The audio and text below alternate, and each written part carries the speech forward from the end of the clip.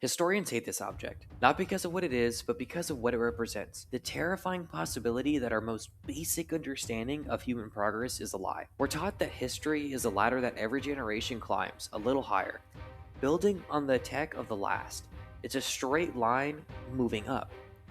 But in the year 300 BC, someone built a machine so advanced that its equal wouldn't be seen again for 1500 years. The mystery isn't just how they built it, the mystery is how we managed to forget it even existed. No blueprints survived, no mention in the scrolls of the Great Library, just 1,000 years of absolute silence. Until a violent storm and a desperate group of divers accidentally dragged the impossible back into the light. To understand the gravity of this glitch, you have to look at the world that birthed it. This wasn't just Greece philosophers in white robes.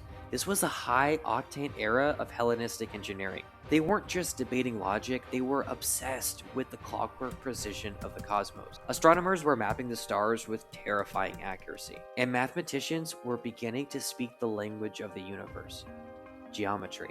But even for them, this project was different. This wasn't a theory. It was a physical manifestation of godlike knowledge. And then, for 2 millennia, it vanished beneath the waves. Fast forward 2,000 years. The year is 1901. A group of Greek sponge divers are forced to take cover from a storm near the tiny island of Antikythera. When the water clears, they dive. What they find isn't sponges, it's a graveyard of bronze and marble, a Roman shipwreck. They pull up priceless statues, jars of wine, and coins. They think they found a fortune. Among the treasure is a green, corroded lump of calcified rock and bronze. It looks like trash, so they put it in a box and it sat there for months, drying out until it finally cracked. Inside that rock, something caught the light: bronze teeth. Tiers of precision-cut gears stacked and interlocked with the complexity of a Swiss watch.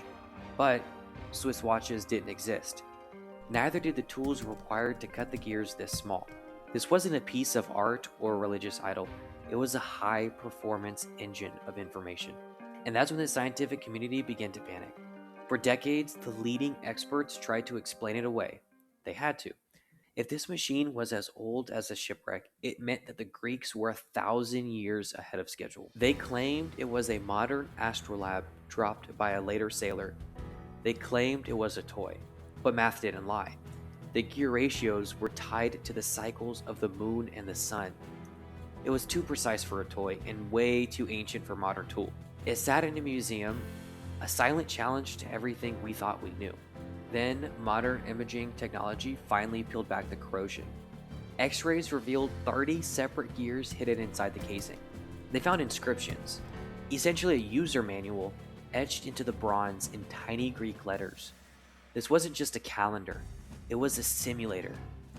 The Antikythera Mechanism is now recognized as the world's first analog computer, and its capabilities were, quite frankly, impossible for its time. With the turn of a single hand crank, the machine predicted eclipses decades into the future. It tracked the erratic, non-linear orbits of the 5 known planets. It even used a pin and slot mechanism to account for the moon's changing speed, a concept we thought was discovered in the 17th century. This level of mechanical complexity would not appear in a clock again until the year 1400, a gap of 14 centuries, which leads us to the most haunting question in archaeology. If they could build this in 100 BC, why didn't they build a steam engine? Why didn't the Industrial Revolution happen in ancient Rome? Why did humanity lose the ability to make gears for over 1,000 years? The mechanism proves that knowledge isn't a safe game.